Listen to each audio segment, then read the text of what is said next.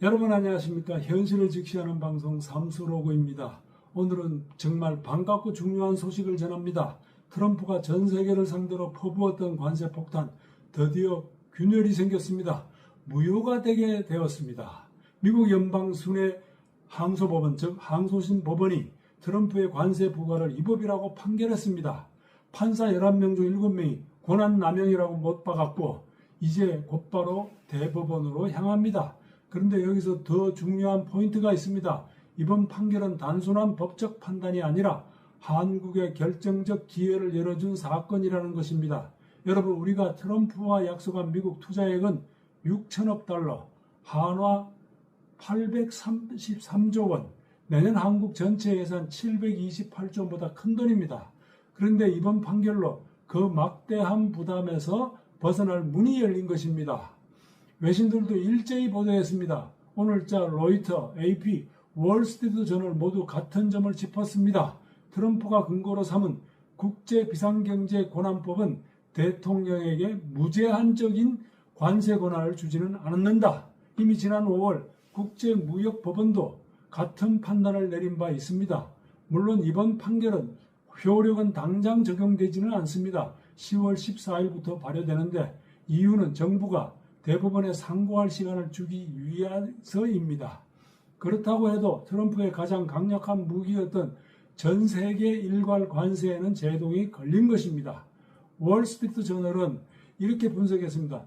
무효가 된 건 IEEPA 기반의 일괄 상호 관세, 반면 철강의 50%를 매기는 무역 확장법 232조, 대중국 관세를 부과하는 무역법 301조는 여전히 유효합니다. 즉 모든 관세가 무너진 건 아니지만 한국이 가장 두려워했던 건 전 세계의 10% 플러스 알파 관세는 사실상 봉인된 셈입니다. 이게 왜 한국에 중요하냐? 트럼프 관세는 한국 기업에게는 엄청난 불확실성을 줬습니다. 현대 기아차의 미국 공장, 삼성 SK 반도체 투자, 배터리 철강 업종까지 총액 833조 원 규모의 대미 투자가 흔들릴 수밖에 없었죠. 그런데 이번 판결로 경영의 불확실성이 줄어들면서 한국 기업들은 미국 투자를 보다 안정적으로 추진할 여유를 갖게 된 것입니다. 물론 트럼프는 바로 반발했죠. 그리고 그는 모든 관세는 여전히 유효하다, 잘못된 판결이다, 결국 미국이 승리할 것이라며 대법원 상고 방침을 밝혔습니다. 이제 공원 대법원으로 넘어갔습니다. 미국 대법원은 보수 6명, 진보 3명 구도의 그런 구도로 되어 있습니다. 트럼프가 임명한 보수 성향 대법관들 때문에 결과 예측은 쉽지는 않습니다. 그럼 전망은 어떻게 될까요? 저는 3가지 시나리오가 있다고 봅니다. 첫째는 항소심 판결을 그대로 유지할 것이다. IEEPA 관세 위법 확정, 한국 수출 투자 환경 개선, 둘째는 부분 인용이 될 가능성입니다. 특정 품목이나 기간만 대통령 재량을 인정해 주는 것입니다. 그래도 과도한 일괄 관세는 제약을 받게 되죠.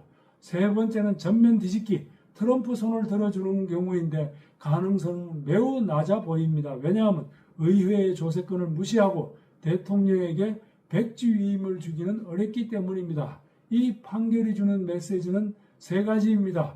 법과 질서가 트럼프의 관세 폭탄에 제동을 걸었다는 점, 한국이 끌려다니던 굴욕 외교에서 벗어나 규범과 원칙으로 맞설 기회를 얻었다는 점, 여전히 남아있는 232조 301조 관세 리스크를 정밀하게 관리해야 한다는 점입니다.